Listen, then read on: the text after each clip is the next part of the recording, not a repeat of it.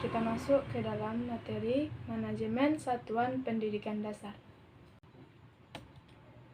Ada 5 materi yang akan kita pelajari pada hari ini, yaitunya pengertian manajemen pendidikan dasar, kemudian manajemen pembelajaran, manajemen personil, manajemen pembiayaan, manajemen sarana dan prasarana, manajemen hubungan dengan masyarakat, dan isu-isu kritis dalam manajemen pendidikan dasar.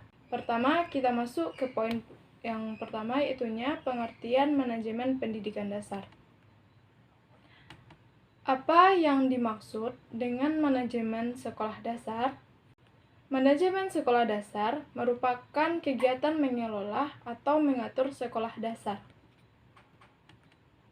Di sekolah dasar, kepala sekolah sebagai pengelola perlu menggunakan manusia, material, dan sumber daya finansial untuk memenuhi tujuan yang telah ditetapkan. Kemudian kita masuk ke materi selanjutnya, yaitu manajemen pembelajaran.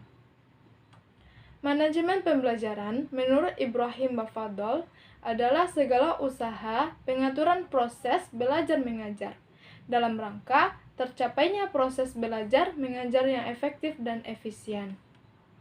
Dalam kedudukannya sebagai seorang manajer, guru melakukan perencanaan pembelajaran yang mencakup usaha yang pertama, menganalisis tugas, yang kedua, mengidentifikasi kebutuhan pelatihan atau pelajar, yang ketiga, menulis tujuan belajar, yang keempat, model perencanaan pengajaran.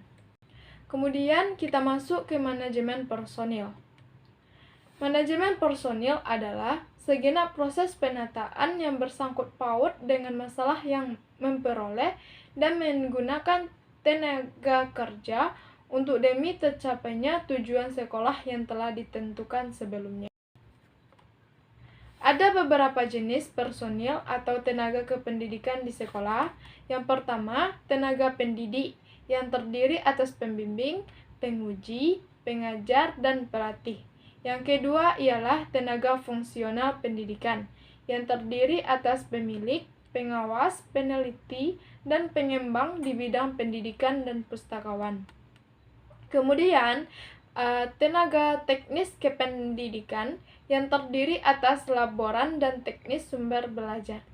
Selanjutnya, ada tenaga pengelola satuan pendidikan, yang terdiri atas kepala sekolah. Yang terakhir, tenaga administratif yang terdiri atas staf tata usaha. Oke, selanjutnya kita masuk ke poin berikut, yaitu manajemen pembiayaan. Manajemen pembiayaan pendidikan adalah serangkaian aktivitas yang mengatur keuangan sekolah, mulai dari perencanaan, pembukuan, pembelanjaan, pengawasan dan pertanggungjawaban keuangan sekolah dengan pengendalian atas fungsi-fungsi manajemen untuk mewujudkan pencapaian tujuan organisasi. Pembiayaan ini diperoleh dari pemerintah pusat, dari pemerintah daerah, kabupaten dan kota, serta provinsi, maupun masyarakat dan dunia usaha lainnya. Pembiayaan pendidikan direncanakan berdasarkan pada kebutuhan sekolah sesuai dengan skala prioritas yang meliputi gaji guru, gaji pegawai, kesejahteraan, peningkatan sumber daya manusia, pembiayaan sarana dan prasarana, dan peningkatan potensi siswa dan guru. Perwujudan pembiayaan pendidikan diimplementasikan dalam peningkatan kualitas pendidik dan tenaga kependidikan dengan memberikan pendidikan dan pelatihan serta melakukan bimbingan secara intensif kepada siswa, terutama ketika menghadapi ujian akhir sekolah. Untuk di luar proses belajar mengajar, bisa diberikan pengembangan bakat dan minat siswa yang didukung dengan sarana dan prasarana. Kemudian, kegiatan manajemen pembiayaan ada 3. Yang pertama, budgeting. Yang kedua, accounting. Yang ketiga, auditing. Budgeting ialah proses kegiatan atau proses penyusunan anggaran. Kemudian, accounting ialah pembukuan atau kegiatan pengurusan keuangan. Dan kegiatan yang terakhir ialah auditing, merupakan semua kegiatan yang menyangkut pertanggungjawaban penerimaan, penyimpanan, dan pembayaran atau penyerahan uang yang dilakukan bendaharawan kepada pihak-pihak yang berwenang. Selanjutnya kita masuk ke dalam manajemen sarana dan prasarana.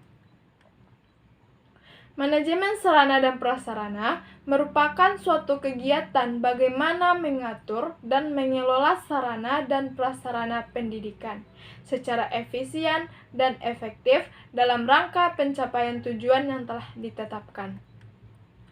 Bagaimana standar sarana dan prasarana pendidikan itu? Ialah berdasarkan ketentuan yang terdapat pada lampiran Permendiknas nomor 24 tahun 2007 tentang standar sarana dan prasarana sekolah, yang dibedakan menurut jenjang sekolah, yaitu untuk SD, SMP, dan SMA. Secara garis besar, sarana dan prasarana yang dibakukan untuk SD, SMP, dan SMA tidaklah berbeda. Namun yang perbedaannya hanya terletak pada luas dan kualitasnya. Semakin tinggi jenjang pendidikan, maka semakin luas dan semakin banyak jumlah sarana dan prasarana yang diperlukannya.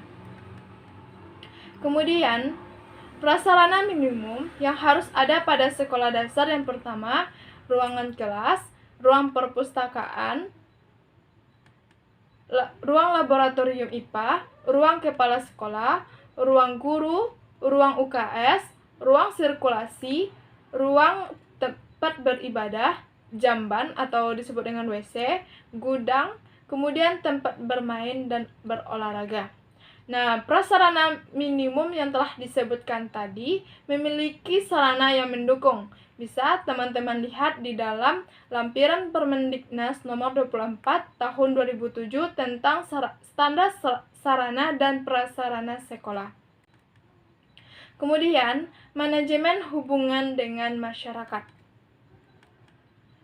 Manajemen hubungan dengan masyarakat adalah suatu proses dalam menangani perencanaan, pengorganisasian, mengkomunikasikan, serta pengkoordinasian secara serius dan rasional dalam upaya pencapaian tujuan bersama. Kegiatan humas di sekolah yang pertama ialah menginformasikan fakta-fakta tertentu dari sekolah. Yang kedua, melaporkan tentang pikiran-pikiran yang berkembang dalam masyarakat tentang masalah pendidikan. Yang ketiga, membantu kepala sekolah bagaimana usaha untuk memperoleh bantuan dan kerjasama dari pihak luar. Kemudian, menyusun rencana bagaimana cara-cara memperoleh bantuan. Terakhir, membantu pemimpin karena tugas-tugasnya tidak dapat langsung memberikan informasi kepada masyarakat atau pihak yang memerlukannya. Selanjutnya kita masuk kepada materi terakhir, yaitunya mengenai isu-isu kritis dalam manajemen pendidikan dasar. Yang pertama ialah tidak adanya upaya sungguh-sungguh untuk mengukur sasaran efektif. Yang kedua, ini merupakan isu umum bagi sekolah-sekolah. Kemudian, pimpinan pendidikan maupun yayasan penyelenggara pendidikan masih melihat guru sebagai faktor produksi belaka. Sementara gaji yang diterimanya sangatlah tidak memenuhi tugas yang telah dijalankannya. Sehingga banyak sekali guru menjalankan berbagai profesi yang dapat menambah pemasukannya. Makanya tidak jarang adanya perilaku guru yang berbuat curang seperti memberikan kunci soal kepada orang tua murid agar bisa agar bisa mendapat penghasilan tambahan. Kemudian, dari berbagai fungsi manajemen, mungkin fungsi pengawasan merupakan titik terlemahnya. Yang terakhir ialah dunia pendidikan kita masih kurang memiliki manajer-manajer pendidikan yang handal. Baik, mungkin itu saja penyampaian materi terkait dengan manajemen satuan pendidikan dasar pada pertemuan ini. Ditutup dengan membaca hamdalah. Alhamdulillahirabbil alamin.